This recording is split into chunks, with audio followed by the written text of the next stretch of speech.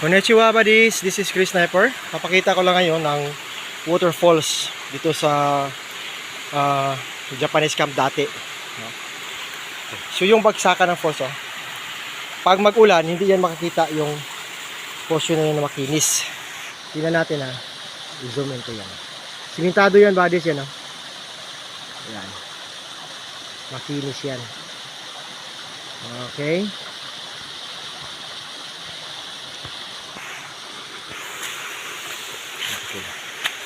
Tapos dito, ayan, ladiray siya. So yun, na-expose dahil tag-init ngayon yung sa baba. Malalim yan dyan. Kapag ganda nito, yan, yan ang titirahin. Maganda kasi naka-expose na naka-private property. Okay, dito naman, okay, tingnan natin. Paakyat sa taas. Yan. Yan ang jacuzzi nila, liguanan ng mga Hapon. Yan. Malit lang tubig ngayon kasi nagtuyot. Tingnan nyo kasi. Yan. Ang wall niyan, mataas yan buddies. Yan. Okay. Balik tayo doon.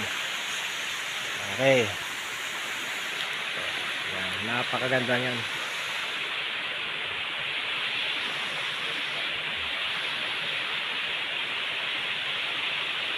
Kitang-kita no? Sinuzoom in ko lang. Simentado na spot.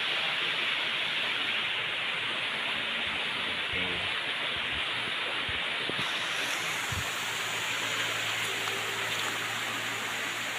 Punta tayo dito.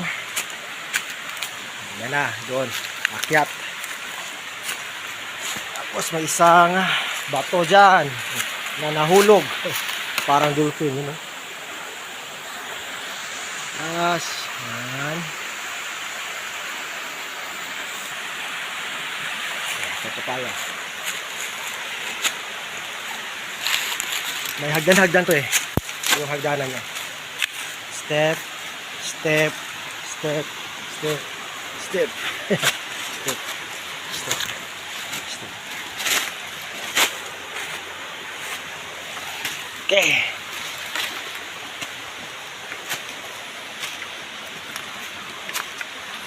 Ito na sa taas. Mga tropa natin dito.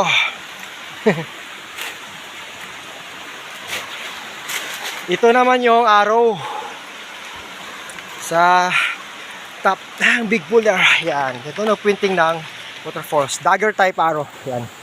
Papunta talaga siya doon sa waterfalls. Sa bagsakan. Tingnan natin orientation niya. Ganda pa kasi norte. Yan buddies, north direction, 360 degrees. Code 1, water element. So andun sa tubig ang deposito. Yan. Ngayon, yan. Bado jungle yan. Okay. Ito yung sabi ko sir na malapad na bato na may laman sa ilalim. Napakalapad dito buddies. Pakidetect John sa ayon sa taas. Kunan ko lang sa top. Yan. Flat na bato. Hindi naman masabi natin nahulog yan galing sa wall kasi iba ang wall. Talagang dyan siya. Yan katabi ng arrow. So hindi to anod buddies. Yan. Dyan mismo sa may sakura or pink, dyan ang item. Yan naiba ang kulay.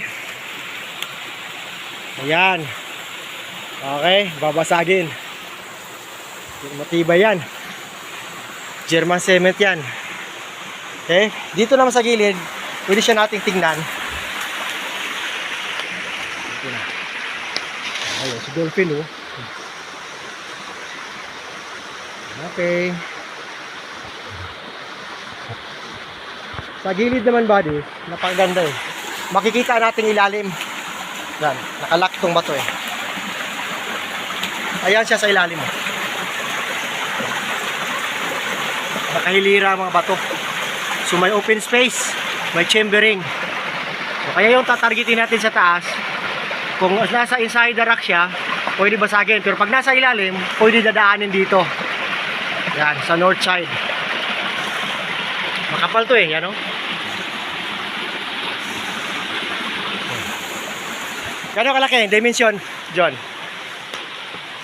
So, 1 foot, 1 foot kapin? tingnan natin ang paligid niya. Yan.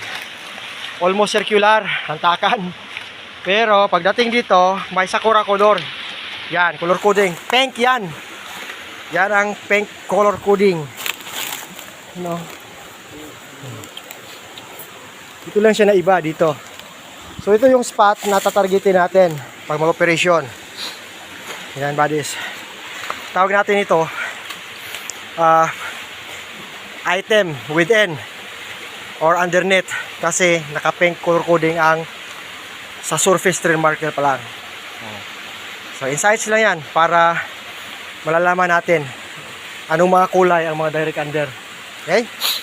So yon. Thank you for watching. Salamat Team Gilog. Team Gilog, Bansay! Okay, Bansay! Okay, once again, this is Chris Sniper saying eat, sleep, and explore. Patuloy tayo ba sa ating mga exploration at mag-ingat tayo palagi, no? Ito pa pala sa kabila. Kabila ng sa south side. Tingnan natin, parang may UFO dyan, no? Na nahulog, na-crash. Yan, naglanding. Ayan siya. Yan. Parang UFO spaceship. Yan. Hanggang doon na yon. Ang sapa na yan, patungo doon. Papunta dito tayo sa waterfalls na binabagsakan ng tubig, daloy ng tubig. Okay. Yan, buddies. So ito yung structure dito. So pag mag-explore tayo sa mga katulad nitong area, titingnan natin ang mga bato kasi mostly under the big rock, inside the rock.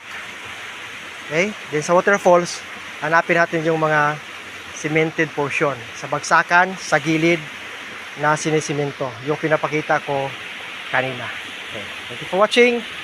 Once again, this is Chris Sniper saying eat, sleep, and explore. Bansay Team Gilog! Bansay! Bansay!